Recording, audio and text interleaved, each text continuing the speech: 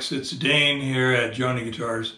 I'm just doing an intro for the acoustic guitar build because I've been kind of reviewing some of the footage and I realized that I kind of just dropped right into the middle of some things without really explaining anything ahead of time.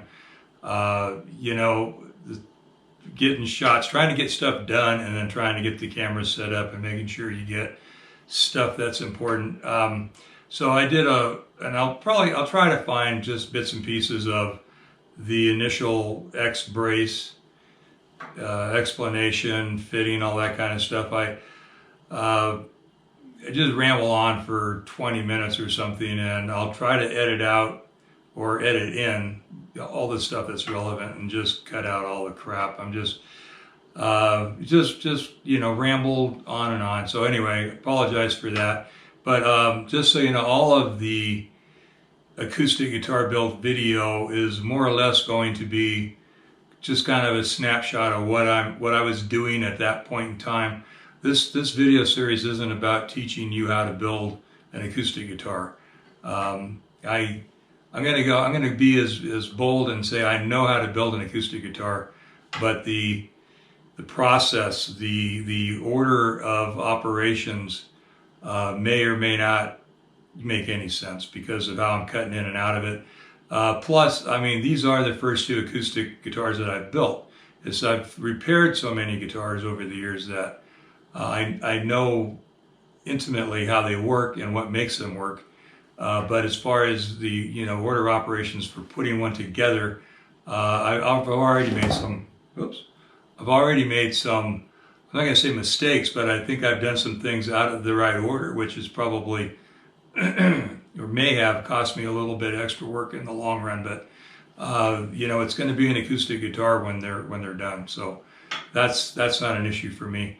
So anyway, the point of the whole series is to get some video out there to you guys and gals that just shows what I'm doing and how I'm going about it, and whether it's completely stupid, well, it's yet to be seen. So anyway, having said all that, and also not wanting to make this intro extremely long, I'm going to say just come along and enjoy what you can enjoy, and if I'm doing dumb stuff, let me know. Hey, that was a dumb thing to do. You could have done this and saved yourself some effort.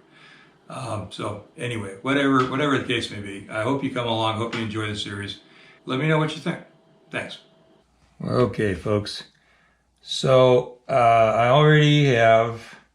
I'm building two guitars, right? So I've done the first X brace, and I have to say this is not. I mean, I don't have any idea what the first order of business should be. This happens to be a back lane here underneath my template.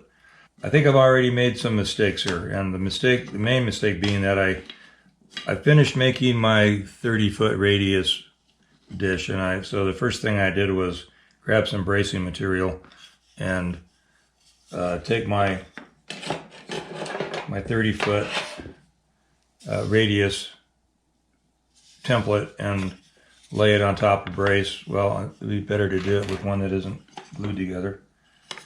And drew the line and then bandsawed a little bit off of it, and then went over to the radius dish and sanded.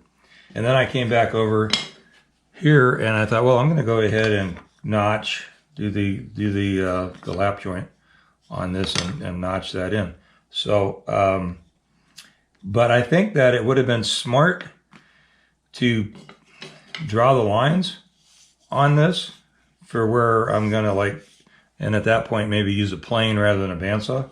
But I think it'd be smarter to have your braces straight and sized, top to bottom.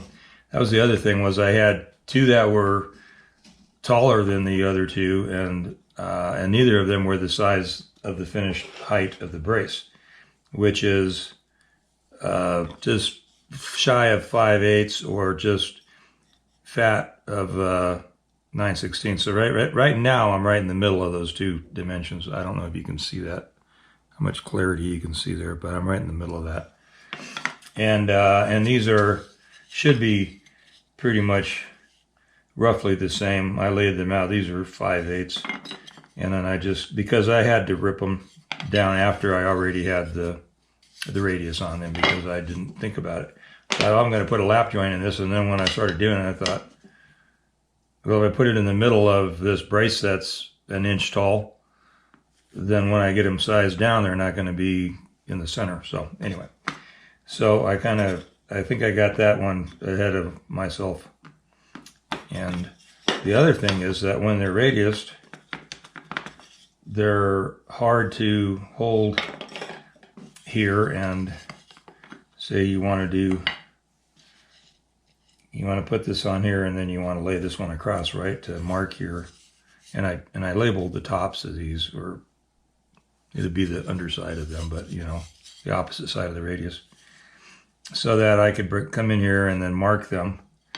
And I marked those originally with a razor knife, doing my best to hold this in line with this radius, which makes it very easy to swivel. And then also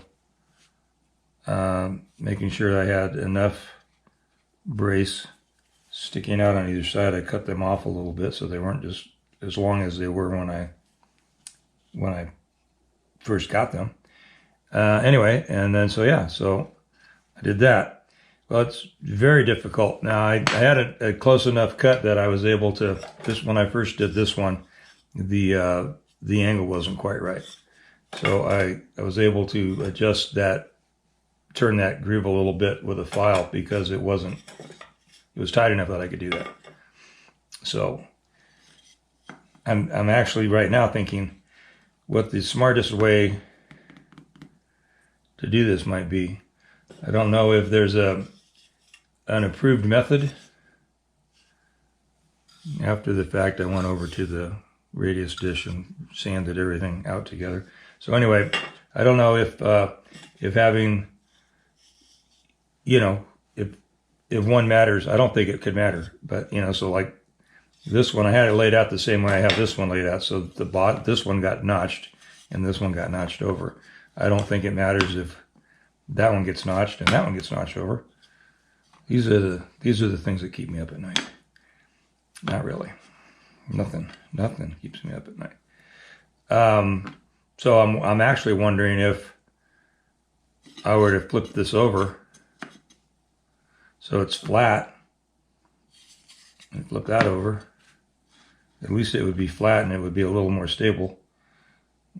Maybe I could just put a piece of tape across each end of this so that it would hold it down. So I'm actually just thinking out loud here because it just occurred to me that maybe I could do that. And if I do that, then I could actually put a little spacer under here on either, just hold it up so that it's more stable in doing that. Now if I mark that out and I notch it in from here, and then I swing that one down and notch it, I don't see that it makes any difference. It's still going to be a lap joint notched. It would probably be the same difference as if I start out with one here or one here. So anyway, does that make any sense at all? I'm going to go ahead and do that, where I just put some tape over this so that it's stable, and maybe take a couple of my little cutoffs that I had. You know, this is actually much easier as far as holding everything nice and tight. So I'm going to go ahead and, well, it is up a little bit above that. Push it down right there, and that locks everything in really, really nicely. No wiggling.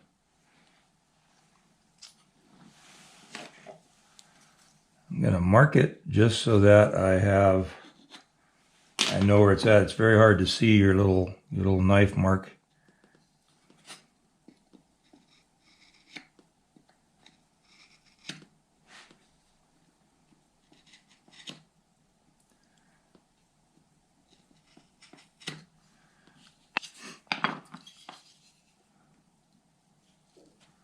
I'm just turning the corner, filling that drop in.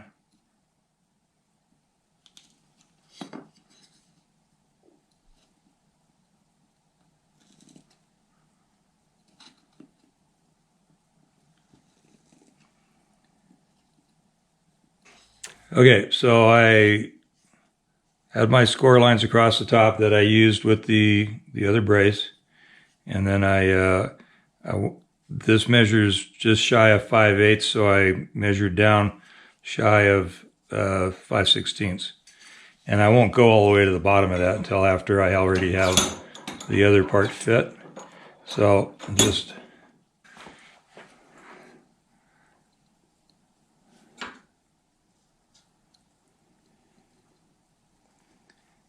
I already had lightly scored across there. And so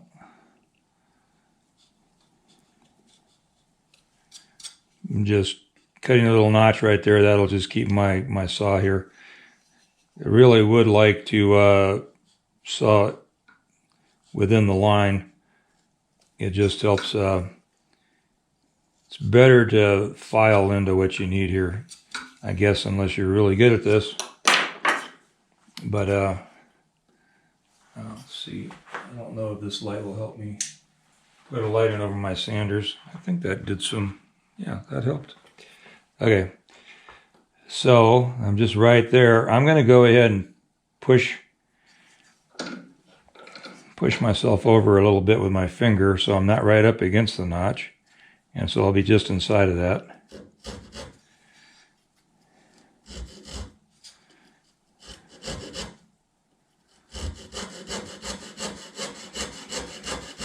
This is my little 10,000th razor saw, and like I said, I'm not going all the way down to the bottom of that line either, so I'm a 16th up off of that.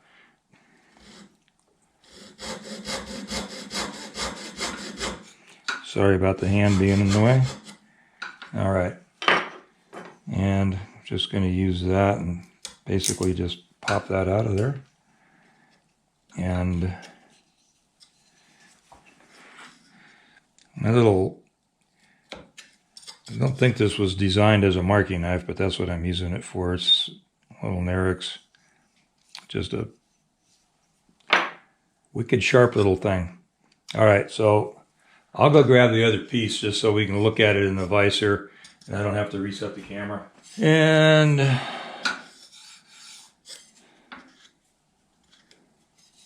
that's right. I ended up marking the radius of that because it was upside down. So I'm going to go ahead down with the radius. No, I want to go up with the radius. Make sure. Yep. So it fits right in these little notches, but it feels like it might be just a fuzz loose if I went right out to the notch. So I'm going to just sand enough, file, excuse me. Still not quite out to my original line.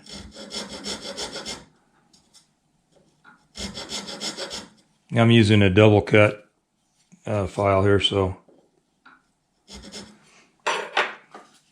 this spruce is super soft.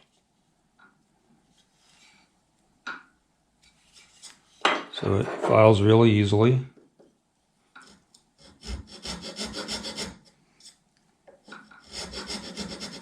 Once I can get this to drop in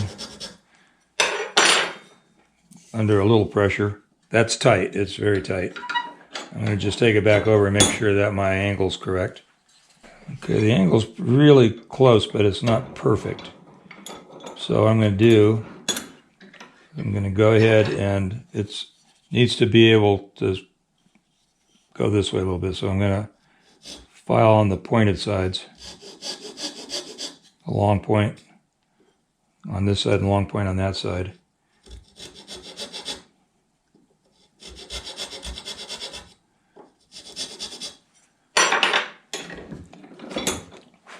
Alright, so that looks really good. So I'm just going to continue down.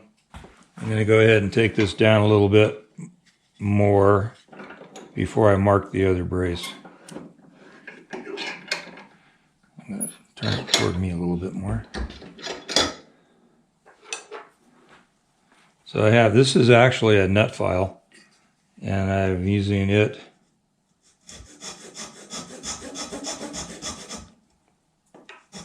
it's shorter than the average nut file. Get down on the camera here, because I needed to file inside a saddle slot on an acoustic guitar, so I chopped it off. But it's still plenty long to use as a nut saddle. And I also have the added benefit of being able to file saddle slots with the other part.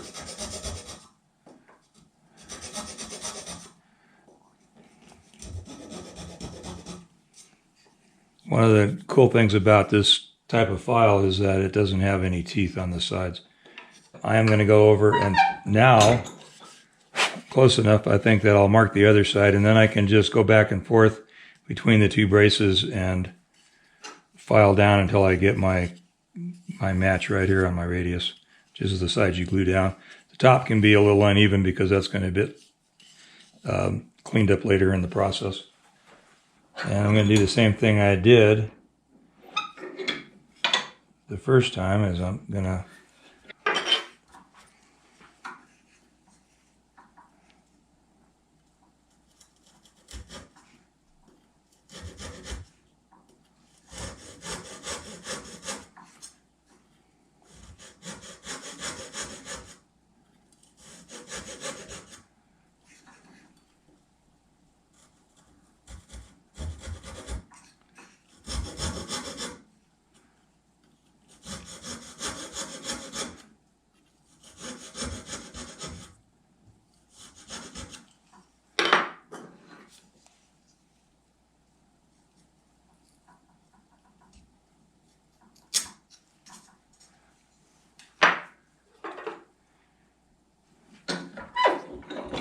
yeah, if I had two cameras, I wouldn't have to, well, I'm not resetting this, but you'd be able to see what I was doing when I go over to the other side of the bench.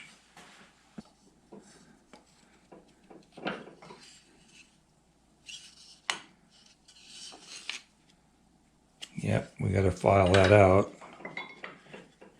I knew we would, but like I said, I like to keep it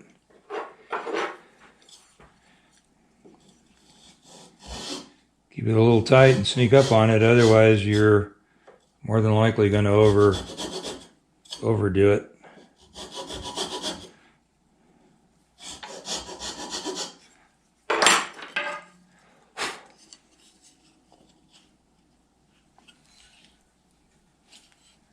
Still too tight. You can't see it from the camera angle, but this is definitely angling that way, so I'm going to slant back a little bit here. All right, so we are just coming back in on this acoustic brace here, and if you remember, I don't know if this will be a continuation of a video or the start of another segment. So tonight's drink of, what do you want to call that? I won't say choice, I'll say drink of convenience. And so this has been clamped up, didn't get out here last night, had a rehearsal last night, so this is a couple nights later. Doesn't really make a bit of difference. I could have pulled it out before I went in the house that night. So anyway, so just unclamped it. This is probably as good a time as any to talk about the whether this is the right stage of the build to do this in even. And I've seen it done both ways. Where it's pre-glued and then it's already been radiused in the dish, but I will continue to radius it so that everything's perfect, so that our center seam here is completely flush. This is a little bit of a step here. If you did it while you were gluing your braces to the plate, you can do that.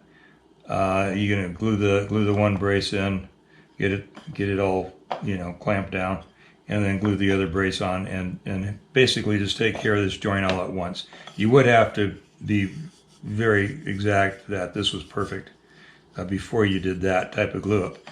So I don't see this as being a, it just depends on who you are, I guess, and how you like to do things. I don't see this being a disadvantage or an advantage one way or the other, except that I was waiting on my rosette material to come in, and it just came in, and so I couldn't advance on my tops at all. So I couldn't have done this in the top, and in the dish in the top, and glued it up. So anyway, that's why I chose to go ahead and just to carry on and do something. And so I went ahead and pre-glued the brace, the X brace. Okay. I hope that's clear. I don't know. I've already worked my day shift, and I'm a little, we'll say I'm a little tired or whatever. So that's it for that. I did have a little development with my radius dish, and I'll show you that here next. Okay, we're back in here on the radius dish, and I've developed a couple bubbles. You can hear that. You don't hear it here, and same, got one over here as well. So I've just thinned out some fish glue. I could use any glue. I want my tone paper here, my sandpaper, to be glued down with good tone glue. Anyway, so I'm going to slice it and squeeze a needle in there and squirt some glue in. And any luck, it'll work. I don't know why, well, I don't know if you saw it or no, you didn't see it. I just used a good brand actually of spray adhesive. Here we go. Now I'm on camera. So I put some thinned out fish glue in there, and now I'm going to just go over to my trash can so I squirt some air out and some glue. It doesn't get everywhere. Okay, we're ready. Oh, I've got to hurry too. My battery is really low. So this is a fairly long one right here, and I'm going to just, I think it starts right around here. I'm just going to try to do that. Slice right through the middle of it. I suppose I could pull this piece of paper off, but it's brand new paper, and it won't really matter once it's down flat if it has a score in it. It almost goes all the way out to the edge.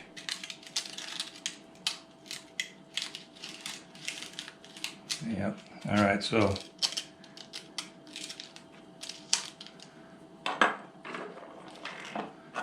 got my hand right in the way. That's typical. So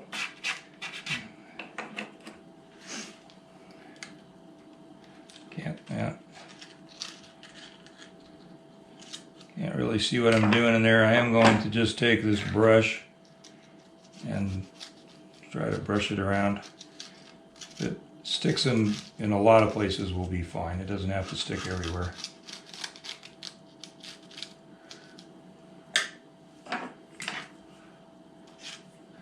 And yes, it is going to make it more. Oh, I shot a lot of glue in there. Okay.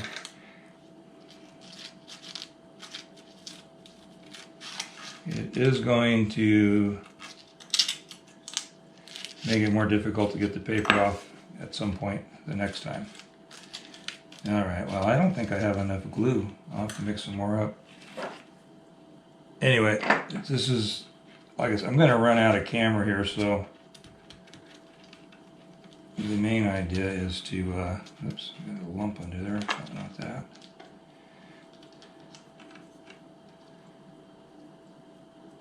Just to get this to stick back down. So, and it's not like contact spray glue, so I didn't think about that. I'm gonna have to lay something on there to make it stay down after the fact. Anyway, okay, I'm gonna go ahead and mix up some more glue and shoot it on the other side, and then weight that down, and then it'll be stuck. And then once that's stuck and dried, I can show you the process. I'm back. Yeah, and those aren't staying stuck down, so definitely